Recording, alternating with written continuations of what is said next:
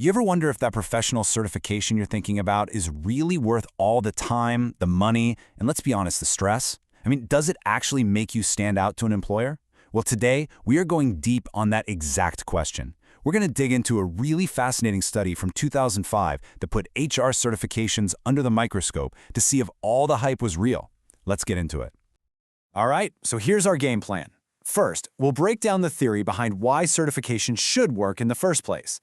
Then, we'll look at the massive hype that was building around HR credentials back in the day.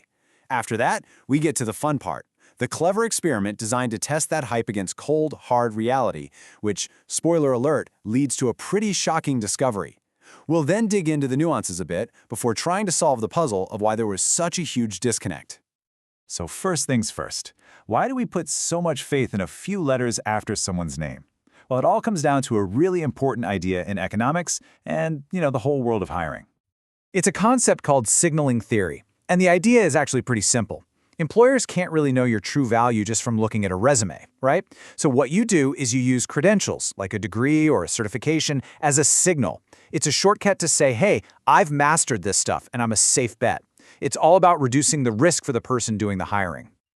And you know what? In a lot of fields, this works brilliantly. Take accounting, for instance. The CPA designation, it's been a trusted signal for over 100 years. It screams competence and ethics. Or think about the IT world. A certification from a company like Cisco is a direct, clear signal that you have mastered a very specific and very valuable technical skill. These are powerful signals. And that powerful signal? It translated directly into cash. Back in 2003, a CPA earned, on average, a 10% pay bump over their non-certified peers. A clear, tangible reward for getting those letters after your name. But the effect was even more dramatic in tech. A top-tier Cisco certification could lead to a jaw-dropping 37% salary increase. When a signal is that valuable, you better believe employers receive it loud and clear. Okay, so we've established the benchmark. That's what a strong signal looks like. So how did this all play out in the world of human resources? Well, the expectation was that HR certifications were on the exact same rocket ship trajectory. After getting started in the 70s, HR certification just exploded in the new millennium. I mean, look at that growth. From 43,000 certified pros to over 65,000 in just 3.5 years. That's a 50% increase. The momentum felt absolutely undeniable. And this feeling was everywhere. Professional organizations, university advisors, everyone was pushing this idea that certification was the golden ticket to a great HR career. This quote just captures the belief system perfectly. Get certified, and you will stand out from the pack. That was the promise being sold to tens of thousands of professionals. But here's where our story takes a really interesting turn. With all this hype, all this explosive growth, a team of researchers in 2005 decided to put this whole assumption to the test. They asked a very simple but very important question. Were employers actually paying attention to this signal? And their approach was incredibly thorough. I mean, they didn't just do a small survey or something. No, they went straight to the source, the job market itself. They scraped the top 3 job boards of the day. Remember Monster, Hot Jobs, and Career Builder, plus the official job board for the Society for Human Resource Management. And over 1 week, they collected and analyzed nearly 2,000 real-world HR job ads. Okay, so the stage was set. With a mountain of real-world job data, the researchers fully expected to see a huge demand for certified HR pros. But what they found, well, it was the exact opposite. So here it is, the million-dollar question of the entire study. After all the promotion, after tens of thousands of people invested their time and money to get certified, what did employers really want?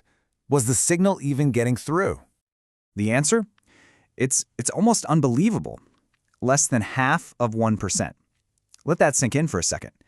Out of nearly 2,000 job ads, only 9 made an HR certification requirement. The signal wasn't just weak, it was barely a whisper. Okay, you might be thinking, but what about just a preference, a nice to have? Well, the number barely budged. Fewer than 4% of ads even bothered to mention certification as a preference. The disconnect between the hype and reality was just staggering. And here's the full breakdown. As you can see, demand for both the standard and the advanced certifications was just minimal. And the salary bump? That 10% for accountants or the huge 37% for IT pros, it was zero, nothing, zilch. Jobs that mention HR certification offered no higher pay. The signal was effectively silent. Now, while the overall picture was pretty bleak, the researchers did find a few specific pockets where the certification signal seemed to be a little stronger. So it wasn't completely ignored everywhere. There was some nuance here. It turns out the actual job title made a huge difference. For a senior role, like an HR director, over 12% of the ads mentioned it. But for an HR assistant or a recruiter, that number just plummeted to less than 1%. So the signal seemed to matter for leadership, but not so much for other roles. Industry mattered too. Traditional sectors like manufacturing mentioned certification way more often than industries like retail. And get this, government and transportation jobs didn't mention it at all. Not once. This means an HR pro in manufacturing was over 13 times more likely to see a certification requested than one working in retail. So this all leads us to the big final question. Why? Why was there this enormous chasm between the professional push for certification and what employers were actually asking for? What on earth went wrong with the signal? The study's authors came up with 4 really compelling reasons for this disconnect. First, there was a total lack of proof. No studies showed that certified pros actually performed any better on the job. Second, there were potential legal risks. Employers worried that if requiring a certification screened out certain groups, they could get hit with lawsuits. Third, it just limited the applicant pool too much. Requiring it would have drastically shrunk the number of candidates for any given job. And finally, and this one is really telling, even the organization that issued the certifications didn't officially endorse using it as a hiring requirement. So we're left with this one big thought. This was the reality nearly 2 decades ago. A weak signal that employers, for the most part, just ignored. The question for all of us today is, has anything actually changed? Has HR certification finally become the powerful signal we see in fields like accounting and tech, or is the hype still disconnected from reality?